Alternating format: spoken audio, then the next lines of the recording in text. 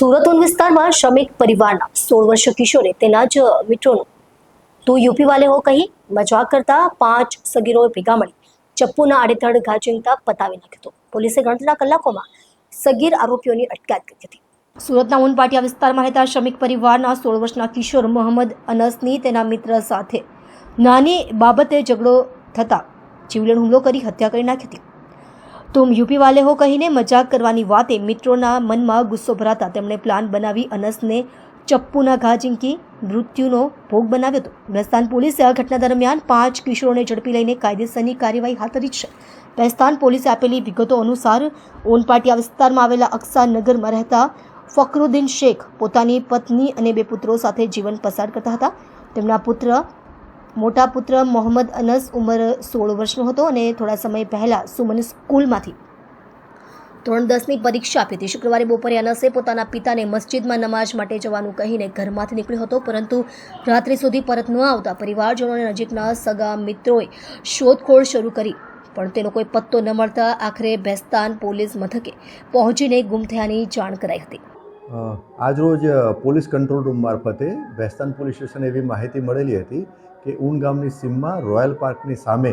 એક ખુલ્લા પ્લોટમાં એક ડેડ બોડી પડેલી છે અને એનું મર્ડર થયેલું છે પ્રાથમિક દ્રષ્ટિએ જણાતું હતું, જેથી સ્થાનિક પોલીસ સ્ટેશનના અધિકારી અને કર્મચારીઓ તાત્કાલિક સ્થળ ઉપર પહોંચી ગયેલા હતા અને જે ડેડ બોડી જોતા આશરે 15 વર્ષની આસપાસની ઉંમરનો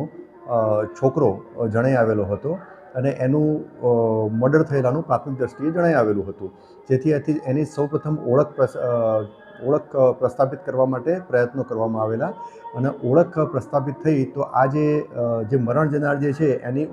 એનું નામ અનસ ફકરુદ્દીન શેખ ઉંમર વર્ષ 16 અને તે આસમાનગર ઉનપાટિયા બેસ્તાનનો રહેવાસી જણાઈ આવેલ। તો આ અનુસંધાને એના વાલી વારસોનો સંપર્ક કરવામાં આવેલો અને વાલી વારસ પૈકી એના ફાધરનું પૂછપરછ કરી અને ફાધરની ફરિયાદ આધારે બેસ્તાન પોલીસ સ્ટેશનમાં એક અનડિટેક્ટ મર્ડરનો ગુનો દાખલ કરવામાં આવેલો હતો। સદર ગુનાની તપાસ ચાલુ હતી અને આ ગુનાના જે આરોપી હતા એને શોધવાની કામગીરી ચાલુ હતી। તે દરમિયાન ડિસ્ટાફના કર્મચારીઓ અને અધિકારીઓ એમને એક સ્પેસિફિક બાતમી મળેલી હતી અને એમને ટેકનિકલ સર્વેલન્સ એની મદદથી આ ગુનામાં જે સંડોવાયેલા કાયદાના સંઘર્ષમાં આવેલ બાળકો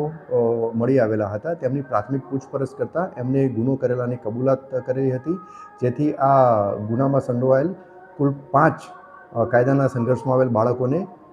તપાસ કરનાર અમલદારે તાબામાં લઈ અને આગળની કાયદેસર કાર્યવાહી હાથ ધરેલી છે। આ જે 5 બાળકો જે છે એ પૈકી એકની ઉંમર 10 વર્ષ છે, બીજા 2ની ઉંમર 12 વર્ષની છે, એકની ઉંમર 13 વર્ષની છે અને એકની ઉંમર 14 વર્ષની છે। આ જે ગુનો કરનાર જે કાયદાના સંઘર્ષમાં આવેલ બાળકો અને મરણ જનાર એ બધા આમ તો સાથે જ રમતા હતા અને બધા મિત્રો હતા, પરંતુ રમતા રમતા આ લોકોને ઝઘડા થતા હતા અને જે મરણ જનાર જે છે એમનો ચેડવતો હતો, હેરાન કરતો હતો, મા બેન સામે ગાળો બોલતો હતો, જેથી આ જે 5